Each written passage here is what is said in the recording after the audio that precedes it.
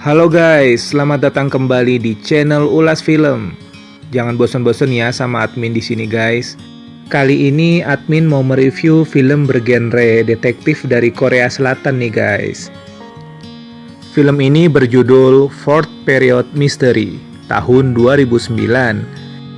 Pemeran utama dalam film ini ada dua orang, yaitu Yo Sung Ho sebagai Han Jung Hon dan Kang Sora sebagai Lee Da Jung. Oke, tanpa panjang lebar lagi, ayo kita ulas filmnya guys.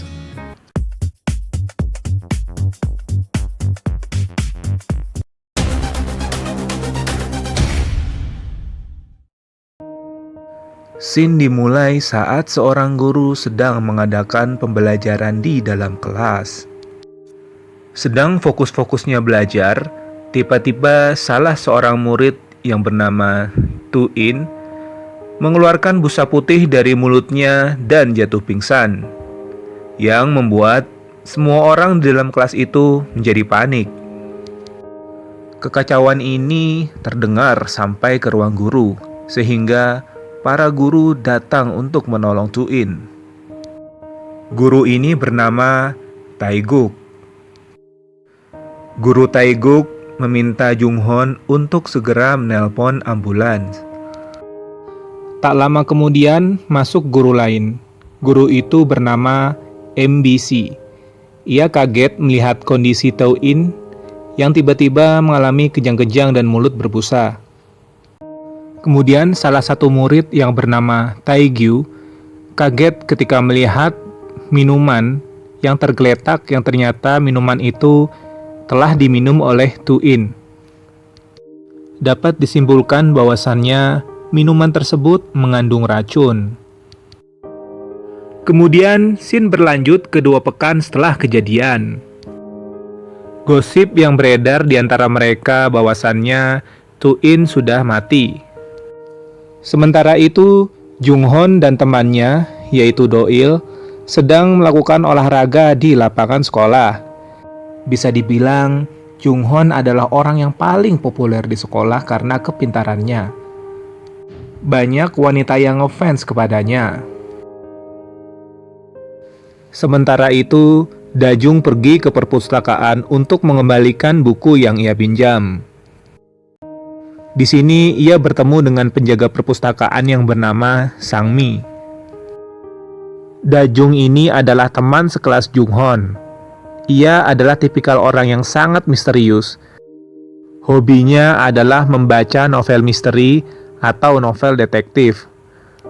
Lihat saja dari rambutnya yang menutupi mukanya, menambah kemisteriusan dalam diri Da Jung. Tiba-tiba, Da Jung dikagetkan oleh kehadiran Tu-in. Da Jung mengira Tu-in sudah mati karena keracunan, namun ternyata tidak. Tu-in masih hidup. Kemudian, scene berpindah pada suatu momen ketika Tae-gyu dengan isengnya memfoto celana dalam wanita yang berada di dekatnya.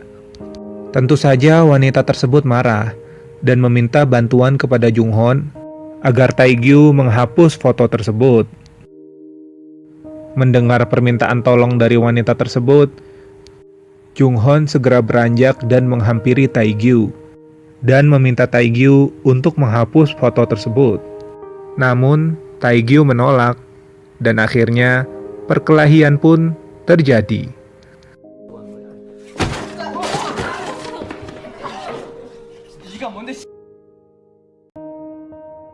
Tak lama kemudian, datanglah seorang guru, sebut saja Kim. Ia melerai perkelahian antara Jung Hon dan Tae-gyu, serta menghukum mereka dengan hukuman membersihkan kelas. Keesokan harinya di ruangan kepala sekolah diadakan rapat guru. Di sini kepala sekolah membahas masalah yang dialami oleh Tu-in. Kepala sekolah menduga Tu-in hendak dibunuh. Namun kepala sekolah memiliki alibi bahwasannya Tu-in hanya sekedar alergi biasa. Hal ini dilakukan semata-mata untuk menyelamatkan reputasi sekolah. Kepala sekolah juga meminta para guru untuk menutup rapat-rapat masalah ini. Hal ini dikarenakan komisaris sekolah hendak datang dan meninjau sekolah ini. Pak Guru Kim meyakinkan kepala sekolah bahwasannya ia akan menemukan pelakunya. Selesai rapat, terlihat guru MBC dan guru Taeguk saling berbincang-bincang dan bercanda. Guru MBC sering menyindir guru Taeguk dikarenakan hingga saat ini guru Taeguk masih belum menikah, padahal usianya sudah cukup tua. Saat jam pelajaran olahraga berlangsung, Taegyu yang bandel tidak mengikuti pelajaran tersebut. Ia lebih memilih di dalam kelas untuk bermain laptop dan handphonenya. Taegyu tidak menyadari bahwasannya ada orang yang mencoba untuk menghampirinya. Ia mengendap-endap ke arah Taegyu dan tiba-tiba saja ia menusukkan pisau ke dalam tubuh Taegyu.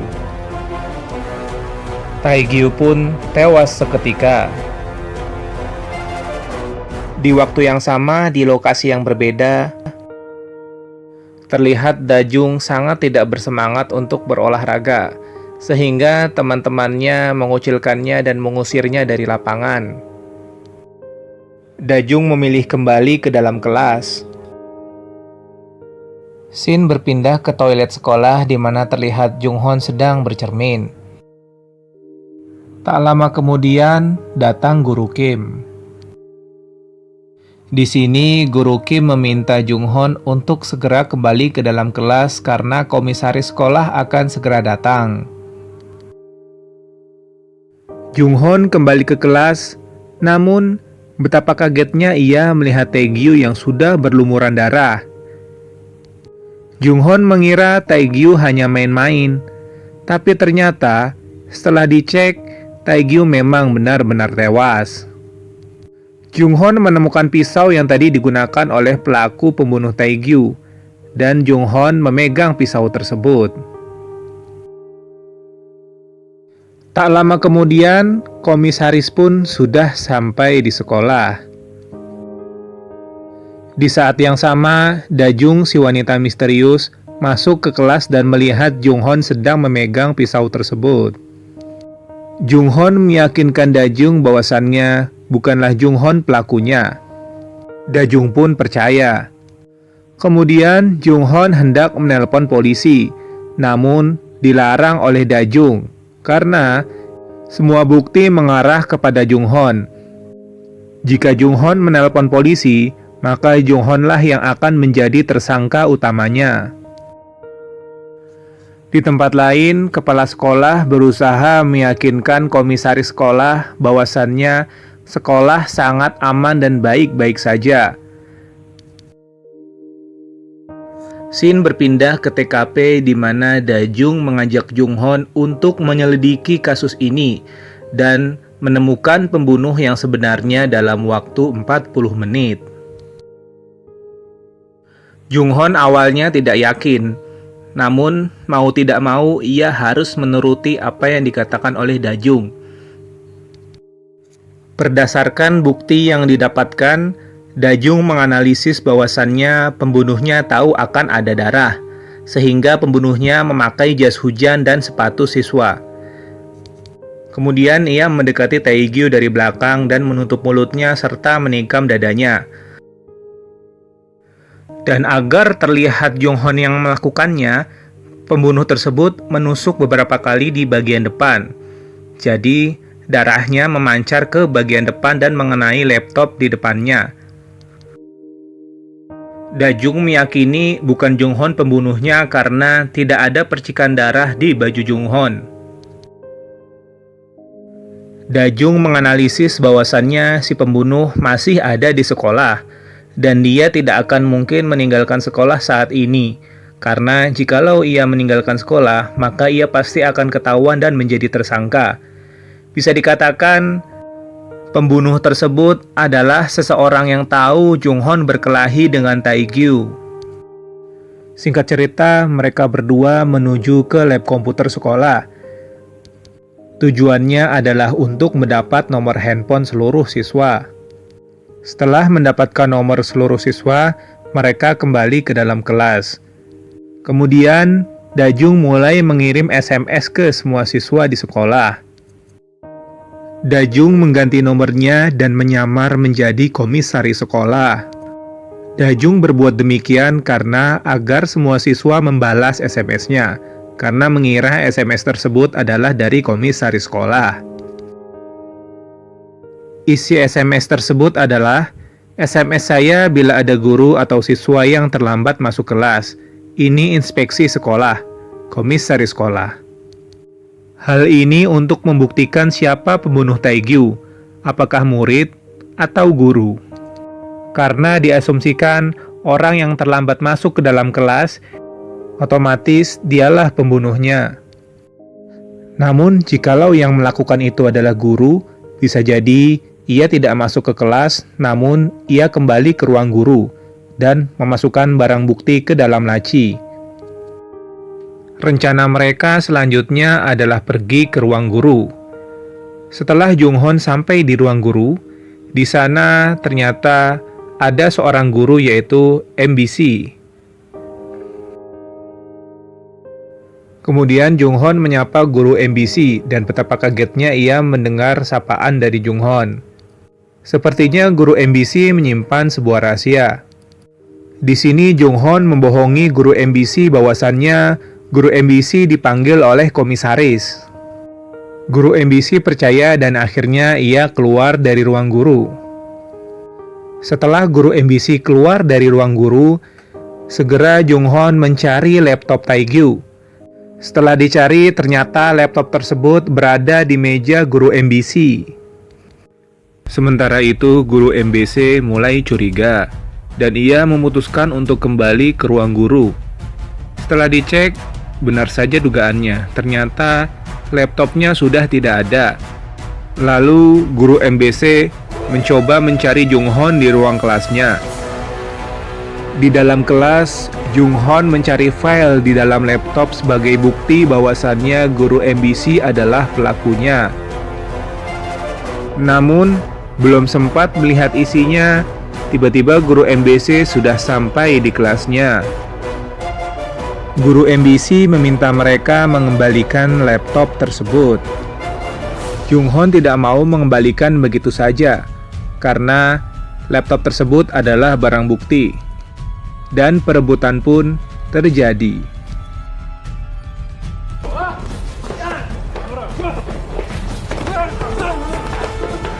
Mereka pun berhasil lolos dan melarikan diri dari sergapan guru MBC. Di kelas yang lain, salah satu fans Junghon merasa ada yang tidak beres dengan Junghon pada hari ini. Kemudian, ia memberikan SMS kepada sahabat Junghon, yaitu Doil, untuk mengecek apa yang terjadi dengan Junghon di dalam kelas. Setelah mendapatkan SMS tersebut, segera Doil mengecek keadaan Junghon di kelas Junghon. Setelah Doil sampai ke kelas Junghon, ia tidak menemukan Junghon di sana. Namun, betapa kagetnya yang ia temukan adalah mayat Taegyu.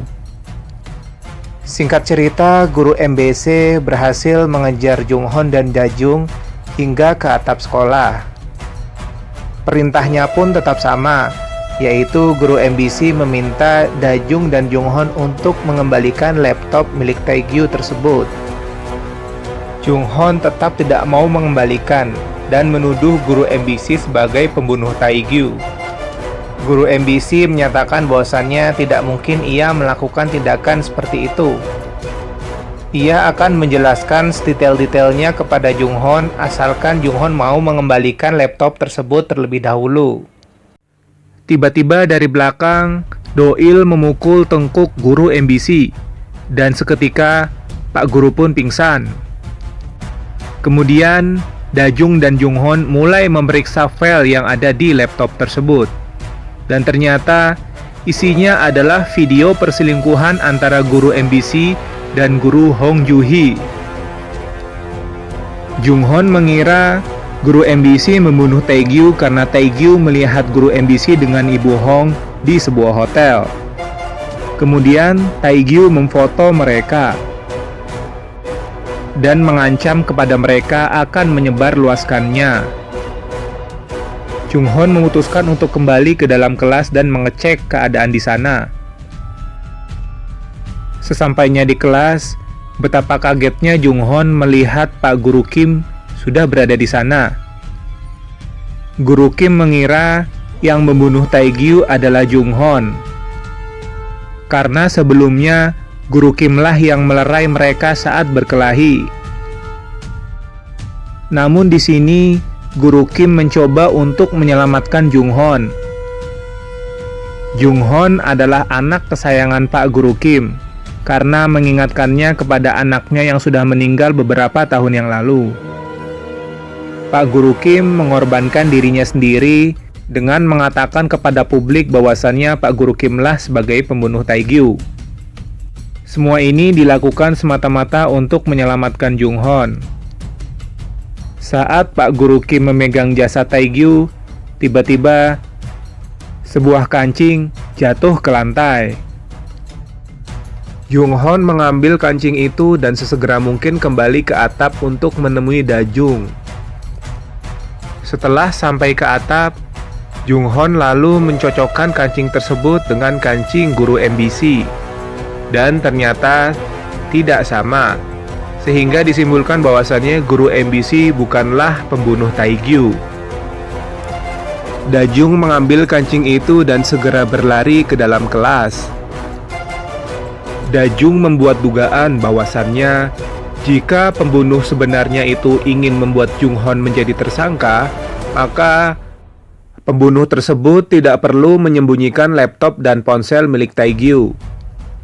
Sedangkan guru MBC mengambil laptop dan HP tersebut hanya untuk menyembunyikan rahasia perselingkuhannya dengan guru Hong.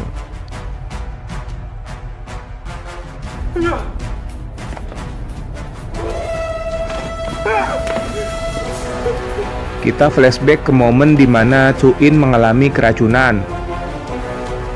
Ternyata minuman yang diminum Chu-in itu adalah pemberian Taegyu. Dajung melihat Chu-in di lapangan dan segera menghampirinya. Dajung bertanya kepada Chu-in bahwa kata-kata apa yang diucapkan oleh Taegyu ketika memberikannya minuman. Chu-in bilang kalau Taegyu mendapatkan minuman itu dari Sangmi, si penjaga perpustakaan. Tanpa berpikir panjang, Dajung langsung menemui penjaga perpustakaan itu. Dajung menduga penjaga perpustakaan inilah yang mencampurkan racun ke dalam minuman yang hendak ia berikan kepada Taegyu. Penjaga perpustakaan itu dendam kepada Taegyu karena Taegyu sering mengancamnya.